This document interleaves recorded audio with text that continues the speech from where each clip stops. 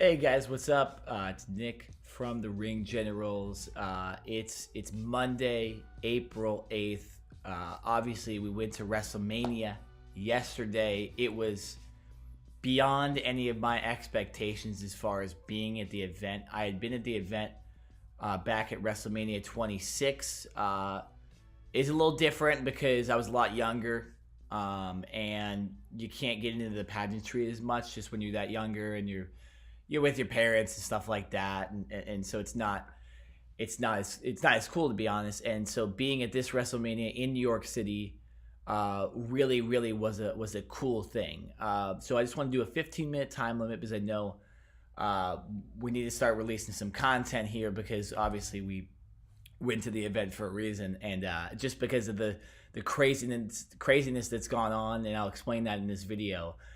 The last 2 days, it's been hard to make some videos and provide content that hasn't been just on our social media. So, for the next 15 minutes, be kind of doing a really quick review of WrestleMania, just kind of my favorite parts and what I think they'll move on with a lot of these main storylines. But just 15 minutes, so just stick with me for another 14 or 13 or whatever it is right now, and I'll give you kind of my thoughts. So let's go get off. My favorite moments of the night.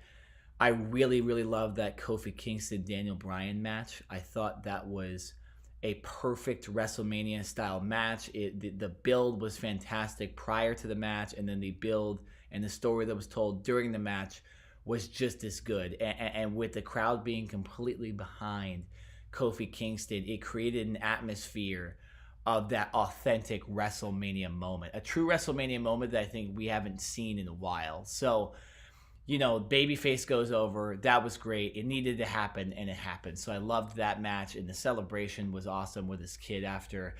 We'll see where they go with this storyline as far as Kofi with the WWE Championship. Hopefully, it's not just a WrestleMania moment like we've seen in the past where guys kind of lose the title a couple months after. And hopefully he can, hold that title for a while. I know he's not the prototypical superstar as far as like weight and size and height and stuff like that. So it might be hard for him to keep that title for a super long time. But we'll just see. It's WWE, so anything can happen. Other favorite moments, I really enjoyed the beginning of the show as well, with the kind of unexpectedness of Hulk Hogan returning. Then you have Paul Heyman starting the Universal Championship match to start the show, which obviously I don't think we've ever seen before in that style. And him walking down to Hulk Hogan's music was just something that you would never expect to happen. So, and obviously it being in the beginning of the show, you're really excited. So I really love that part. There isn't, to be honest, I'll tell you this right now, there isn't a lot that I was disappointed about this WrestleMania. So I'm going to kind of just go over stuff I like, because I would give this WrestleMania, if I had to grade it, no worse than like a B plus. So I'm not going to sit here and try to dog WWE. They put on a great show, and although I think it could be a lot shorter, and I think the show would have been better for the live audience if it was shorter, it was still a fantastic show, and there really wasn't a lot that went wrong. So I can get into what went wrong after the show, but that's not as important right now. Still have some time to go for the review. So other parts I liked, a lot of that stuff in the very beginning of the show, because we're super excited, is really fun. I enjoyed the Randy Orton AJ Styles match. I thought for a WrestleMania match that was pretty solid. Probably not the best it could have done, but they were already strapped on time. I mean, the event went 5.5 hours on the main card, so you can't be having some of these random mid-card matches be 20-30 minutes, right? They did a great job for what time they had, and a great story. And AJ Styles goes over, which he should, because Orton's had a lot of moments, stuff like that. He doesn't necessarily need that. I did call the Iconics winning the tag team titles. None of the other two did. RKJ Man and Eric thought easily that Bayley and Sasha would win, so I'm gonna take credit for that. And the Iconics, who annoy me a lot, which is probably their purpose, that they're heels. It was a good moment, and they definitely deserve it for the way they haven't been pushed as hard by WWE. So that was definitely a cool moment. God, man, the entrances, at least when you're there, it is really spectacular. Now, unfortunately, we were actually behind the stage just because of our ticket situation, stuff like that. So we didn't get to see a lot of the entrances. What we would do is we'd pull them up on the WWE Network. And although it's delayed, we'd actually get to see the real cool ones. So we looked up Finn Balor's, wanted to see Triple H's and Batista's and stuff like that. So we definitely got to see them. Not literally in the building, but it really didn't damper the show in any bit. I didn't have... Obviously, if or when we go again next year in Tampa Bay, I definitely want to get seats. Obviously, you can still see the screen, but that's not too much of a replacement.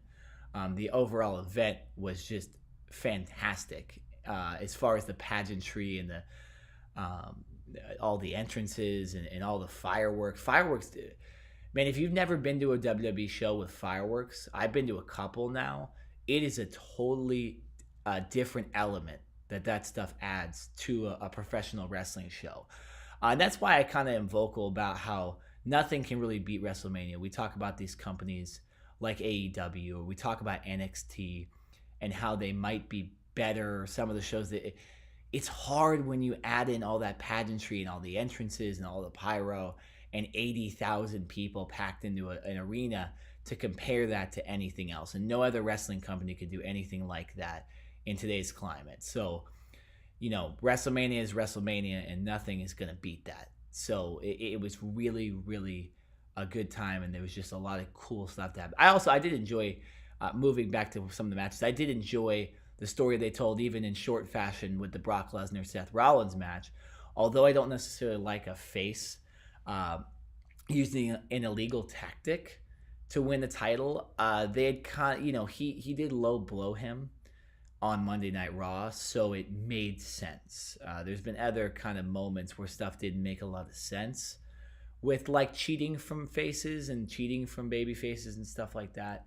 But this one made sense, and I think honestly it's just nice to have Brock Lesnar without the title, and he'll move on to UFC, and we talk about that stuff too. So I'm not totally mad that he might not be around WWE for a long time. Although he is a once in a lifetime talent, and he is definitely a talent that you pay to see, he is flexible, and watching him in the UFC possibly fight for the heavyweight championship would be probably better than a lot of the stuff he can do at WWE. But I'm sure he'll be welcome back. And I did hear something like he signed a contract the other day. So, you know, we'll see about that. But so we're about halfway through this video right now. And so I want to get to just some of the issues and some of the stuff I want to talk about. I definitely was a bit disappointed in the way some of the matches were booked as far as time goes. And I think this just goes through an overall problem of too many matches on the card and not enough time, because they went 5 hours and 20 something minutes, and still a lot of those matches had to be cut short. I know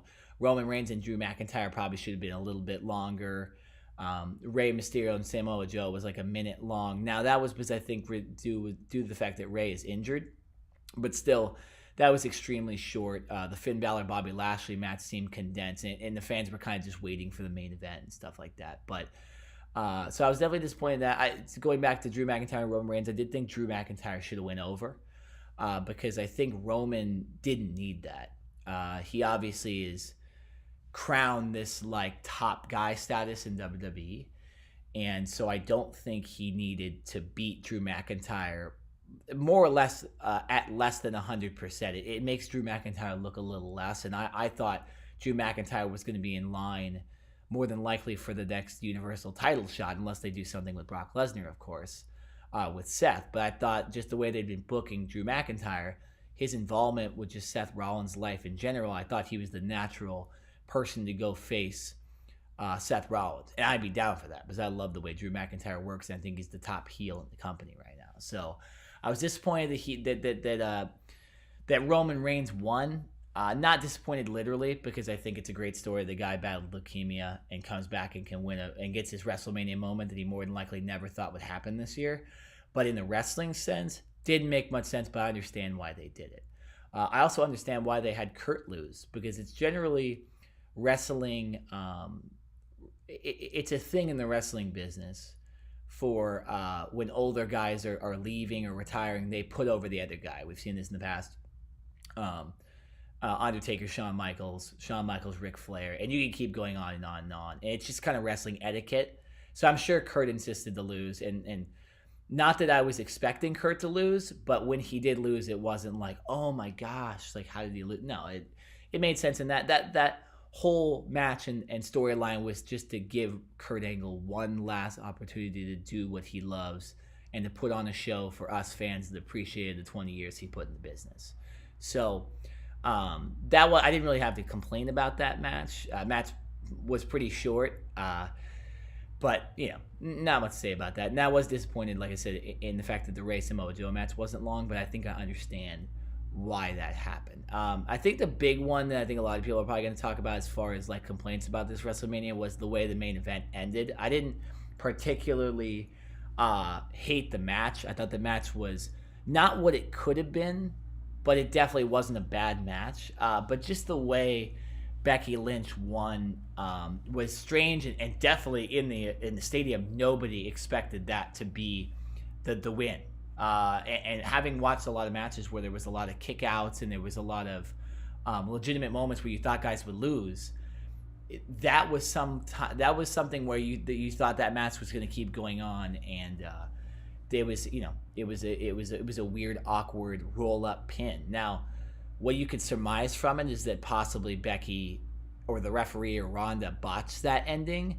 I did hear that Becky was supposed to win that match, so regardless, and you could see the celebration after, obviously, you don't have all these fireworks and the champion isn't is crying and is elated about the win if they weren't supposed to literally win. It is scripted after all. So I don't think Becky was supposed to lose, but I actually don't know if that was the exact moment when that match was supposed to end, and I think that's why the crowd and probably a lot of people at home are wondering why that was the ending to what was a great WrestleMania and one of the best in the last couple of years for sure, without kind of the Roman Reigns main event clogging stuff. So, that was definitely an issue, but I'm sure because Ronda's shoulders were up, it wasn't actually a 3 count. They'll do something with that and have that be a way to continue a storyline, because it's not over.